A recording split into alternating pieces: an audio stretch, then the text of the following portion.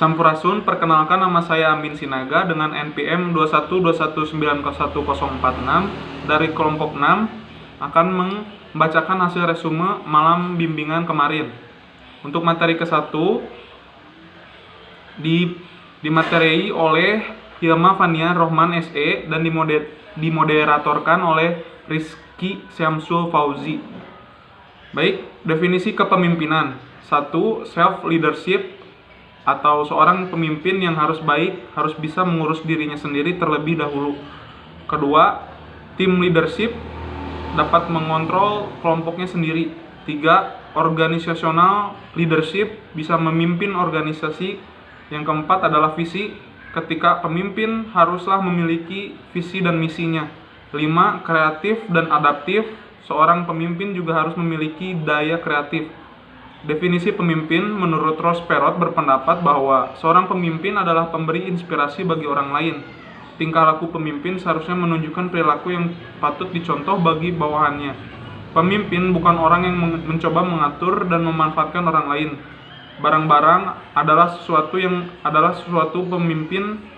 Artinya pemimpin bukan berarti bertindak untuk menguasai dalam arti yang negatif.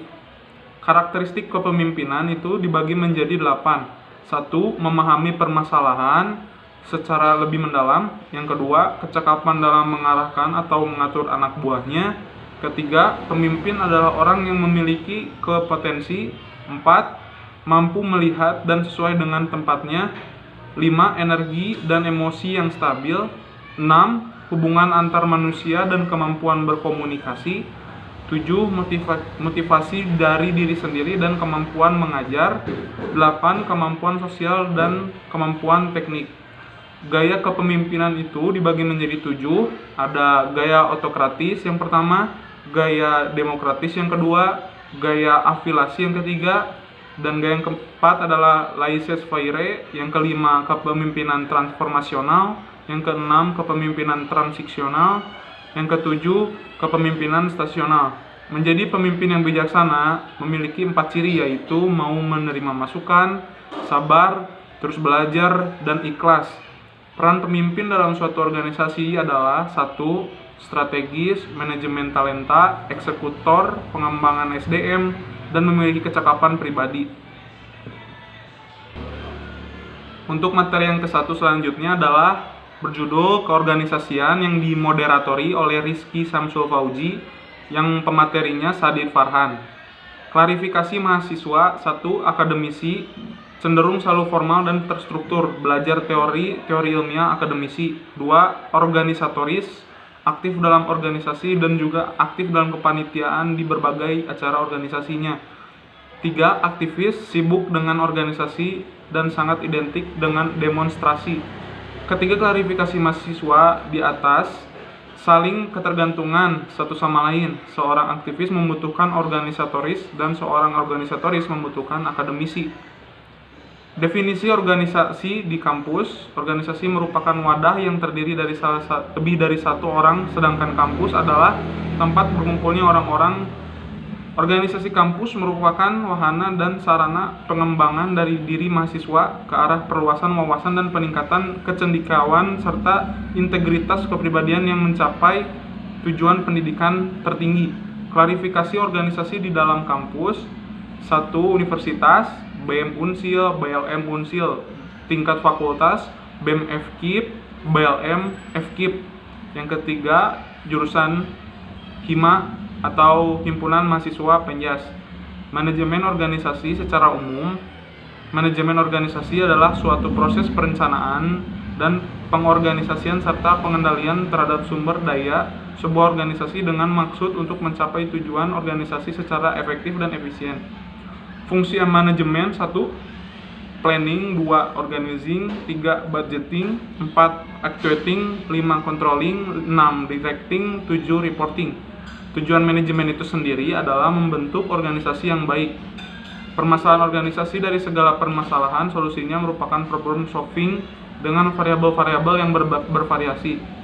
Psikologi organisasi. Agar dapat menyelesaikan permasalahan organisasi, kita harus menganalisis psikologis atau karakteristik setiap orang. Selanjutnya untuk pemateri yang kedua berjudul Program Kreativitas Mahasiswa yang dimoderatori oleh Andi Mulyadi dengan pemateri Vita Meliani SPD MSc. Program kreatif mahasiswa aktif mengasah nalar dan kreativitas di masa depan. Lulusan perguruan tinggi sama dengan outcome mutu lulusan.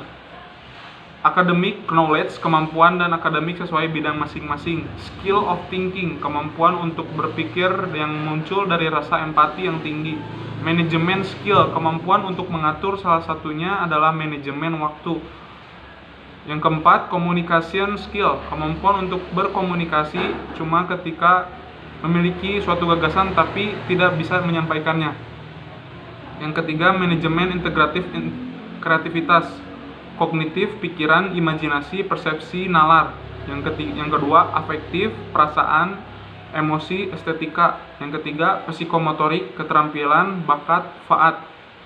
Pengertian PKM atau kita sebut sebagai program kreativitas mahasiswa adalah salah satu wahana untuk menemukan jati diri, namun juga sangat banyak sekali manfaat PKM dapat melatih kerjasama tim dan tanggung jawab, kemampuan keahlian, sikap dan kemandirian. Konsep dasar PKM, mahasiswa harus menjadi pemimpin yang cendekiawan, kewirausahaan, serta berjiwa mandiri dan arif. Kreativitas dan inovasi berlandaskan penguasaan sains dan teknologi serta keimanan yang tinggi. Tujuan PKM itu sendiri, pemanduan mahasiswa menjadi pribadi yang satu, tahu taat aturan, dua, kreatif, inovatif, tiga, objektif dan kooperatif dalam membangun kebinekatunggalan IKA intelektual. Filosofi PKM 1. Soft skill, 2. Komponen abad 21, 3. Hard skill. Jenis-jenis PKM 1. PKM strip 5 bid, PKMP, PKMK, PKM, PKMT, PKMKC. Kemudian yang kedua, PKMKT atau karya tulis, PKM gagasan tertulis, PKM artikel ilmiah, dan yang ketiga PKM GFK. Tips penyusunan proposal PKM: 1. Pahami dan ikuti panduan. 2. Pahami skema yang dituju. 3. Angkat topik atau tema faktual. 3. Pembagian tugas yang jelas. 4. Memahami apa yang dibuat. Dan yang terakhir, persiapan sejauh mungkin tidak SKS. Mungkin sekian resume yang bisa saya sampaikan. Sekian, terima kasih.